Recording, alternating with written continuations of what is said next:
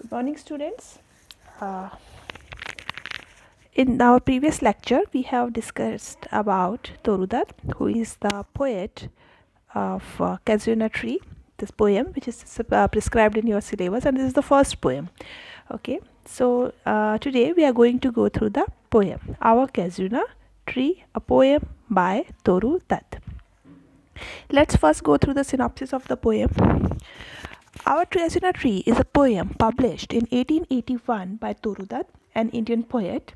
In this poem, Toru Dutt celebrates the majesty of the casuarina tree that she used to see by her window and remembers her happy childhood days spent under it, and revives her memories with her beloved siblings. It still remains one of the most popular poems in modern Indian literature. Our Casuarina Tree is an autobiographical poem. While living abroad, she is pinning for the scenes of her native land and reliving the memories of childhood. The first part of the poem, the poet depicts the casuarina tree trailed by a creeper vine like a used python, winding round and round, the rough trunk sunken deep with scars. It reached to the height touching the very summit of stars. The casuarina tree stood alone, unaccompanied in the compound. It was wearing the scarf of the creeper hung with crimson cluster of flowers among the boughs, accompanied by the bird and swarms of bees humming around. The tree is dear to the poet because it is the solo bond between the poet's past and present. When she recalls it, a chain of pleasant and poignant memories occur to her mind, and again she tastes the flavor of childhood. In her imagination, she is again transported to the golden age and hears the same cries, laughter, and noise of her sweet departed playmates. This tree reminds of her siblings who used to play with her under itself, the casuarina tree. Actually, the poem is a kind of remembrance of the brother and sister poet's siblings, as we have already discussed in the previous lecture, where we came to know that Toru Dutt's brother and sister, her siblings, they died at an early age, and Toru Dutt herself died of an early age due to some disease, consumption disease, and that is the reason that she loves that tree, the casuarina tree, the most, which remains close to her and her siblings. This is the poem. Let's first go to the summary of the poem, then we'll go to the poem. The stanza-wise summary of the poem. Our Casuarina Tree is a poem written by poetess Toru Dutt. This poem has personal association with the poetess' life. Poet had an unforgettable young life associated with the big casuarina tree situated in a big garden house at Rambagan, where she spent her childhood with her dearest ones. The poem Casuarina Tree shows the strong attachment of the poetess to the big tree of her early days with beloved companions. Though now she is living in other countries, still the murmur of the tree boughs travels across the distant lands and echoes in poet's ears. And this poem, when we talk about the tone, is romantic in tone, and it contains autobiographical reminiscence. And the first two stanzas, they scrutinize the tree objectively. When she says, like a used python winding round and round, the rugged trunk indented deep with scars up to its very summit near the stars. The tree she compares to a used python, like a used python, conveys the massiveness of the tree. It is grandeur.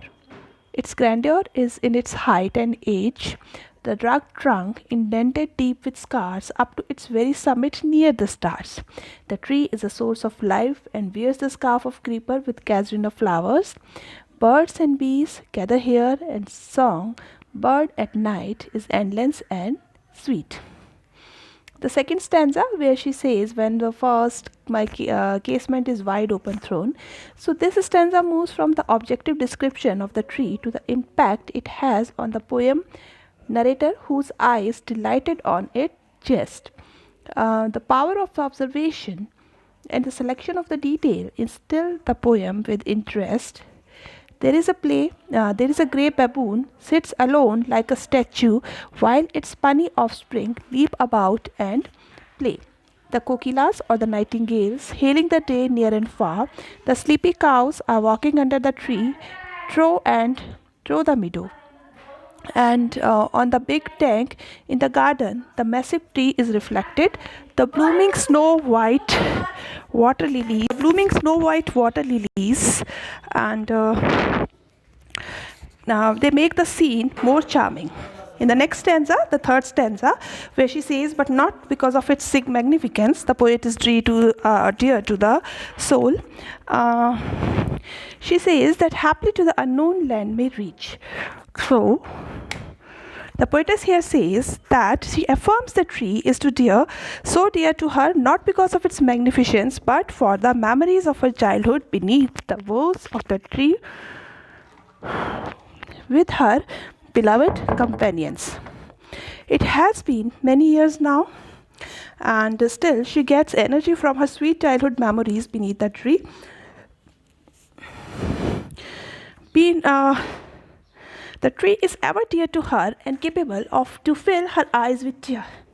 Many years passed, still she heard the murmur-like sound from the boughs of the tree, like a sea breaks on the pebbles in the bank. Yeah, it is sad murmur from raised by its branches that may reach far off lands. The next stanza, the fourth stanza, where she says, unknown yet well known to the eye of faith. She says, the memories of the tree has deeply touched the poet's heart. In her girlhood, she knows that tree very much. Now she has left the land, but still she gets the high-pitched grief from the tree into the distant lands. Those beautiful memories of that massive tree stir her heart even when she is in foreign countries like Italy or France.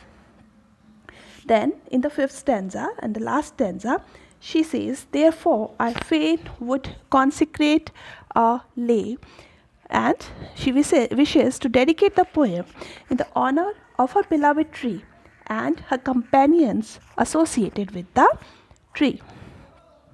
She affirms the casuarina tree will remain even after her death along with other trees as it is now.